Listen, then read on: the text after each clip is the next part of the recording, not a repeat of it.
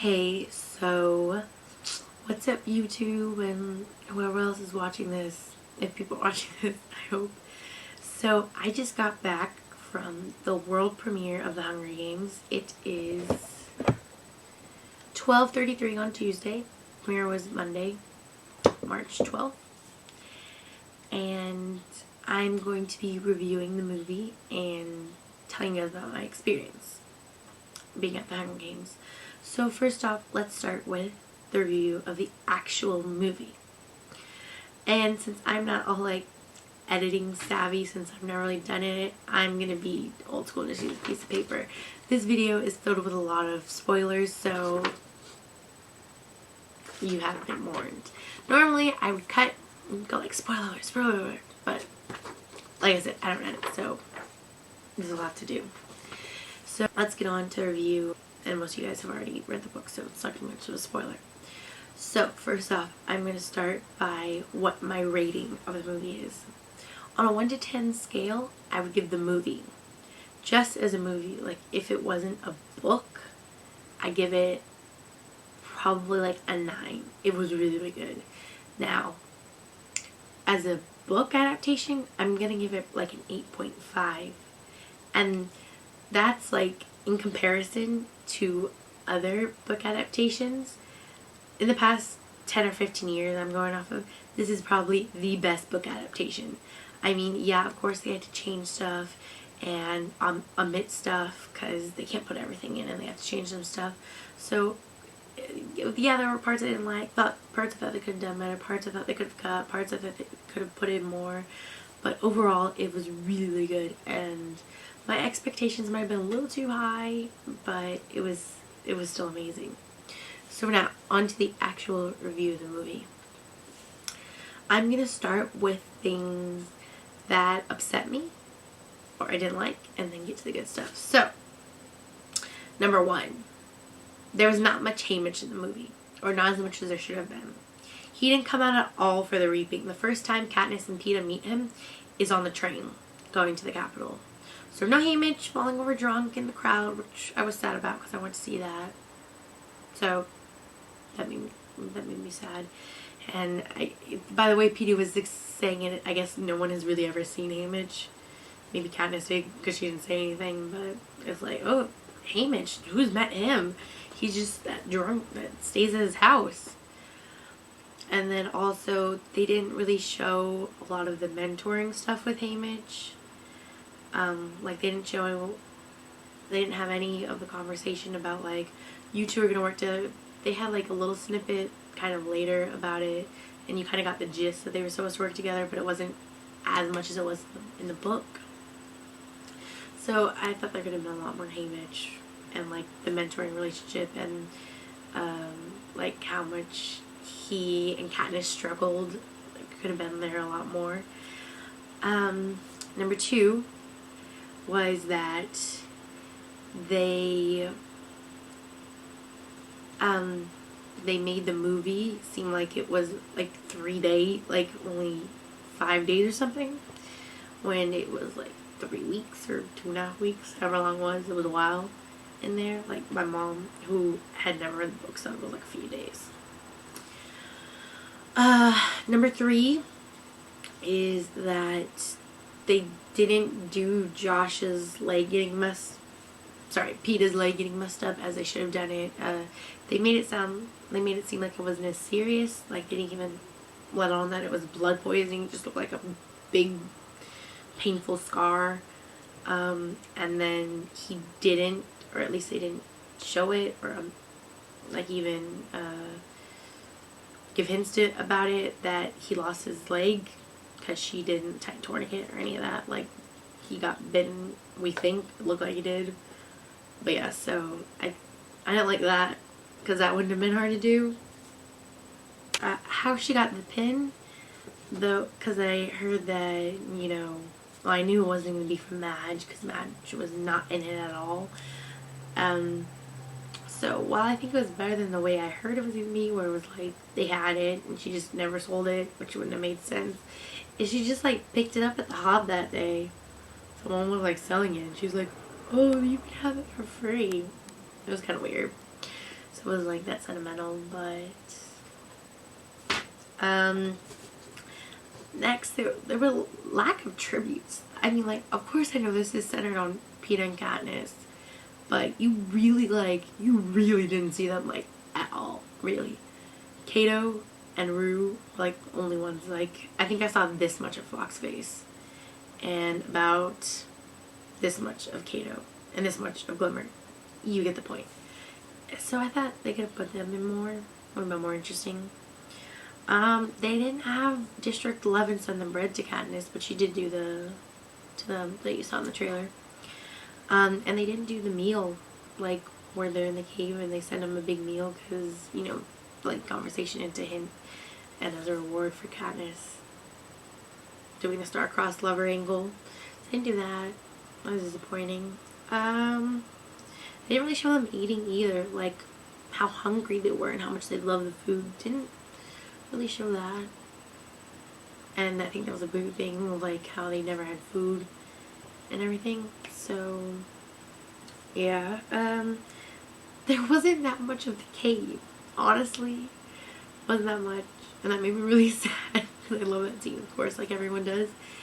And they didn't really have, yeah, Peeta did, like, say, you know, how he started, like, when he first got a crush on her, but other than that, they didn't really have, like, as much of the conversation as they did in the book, and that was a big pivotal moment, so I was sad about that.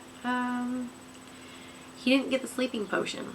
She just, like, he's like, don't go, and she's like, okay, and he goes to sleep, so she leaves. So that was kind of minor, but still. They didn't allude at her, like, getting deaf in one ear. Like, you wouldn't even know that. Like, you heard the ringing, like a ringing, you know, that you get that annoying sound after your ear hurts. They had that for a little bit. But didn't even, like, she didn't have blood on her ear or anything. You're just like, oh, her ears must be ringing for a minute or two.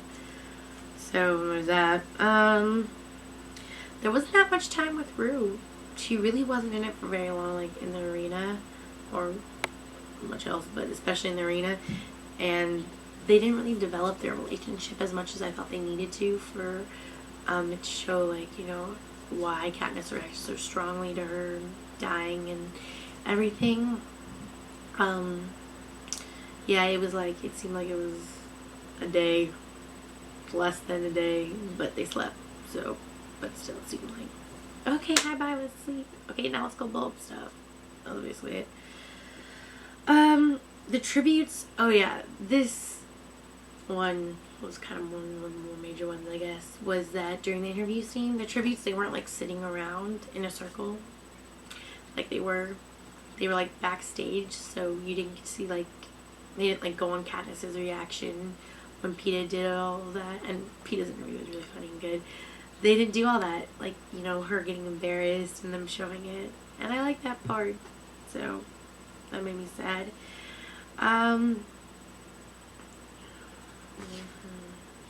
Oh, when, you know, they, like, finally win and they're blasted up or whatever. Well, they don't get blasted up, but just like black out basically when the thing comes. They know for, like, scream for him and how, like, how much she's, like, started to care about him and everything, you know. And the ending was kind of weird. Like, I thought they could have chose a better ending. They didn't really have the conversation where Peeta kind of finds out how it was all fake. So that was a big one. That was probably the biggest one, is that they really didn't have that conversation. They kind of maybe alluded that he kind of knew, but it was really, really, like, vague then. And it wasn't as big of a deal as it was in the book. They also didn't have the Avox girl in it at all. Like, she was there, but didn't show that at all. That just didn't happen in this, really. So yeah, those are basically all the things that I didn't like in art. I thought they could have done better about the movie. And, okay, so now we're gonna say the things I did like about the movie, or things I was surprised about. First, let's start with surprise. I was surprised. There were absolutely no voiceovers from Katniss. None whatsoever. In most movies like this, they have, like, some, you know, like, oh, like, in her head and stuff. It didn't for this one, so that was weird. Stanley Tucci as Caesar Pluckerman was amazing. He was so funny. Like, he'd have all these, like, smiles, and he'd be like, it was really funny.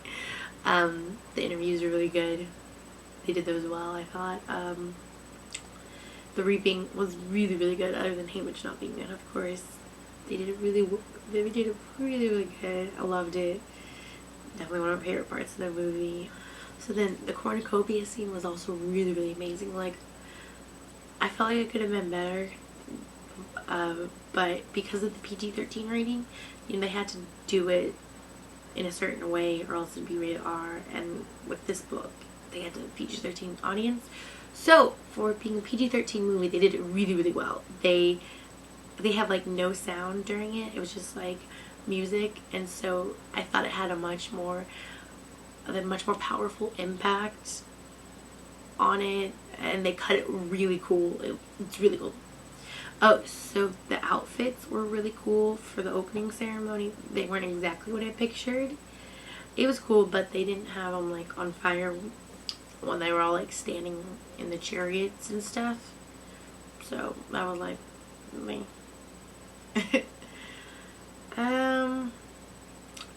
Elizabeth Banks, she was amazing. She did such a great job. Effie was great. It was great. It was great. And Lenny Kravitz did a really good job as Cinna.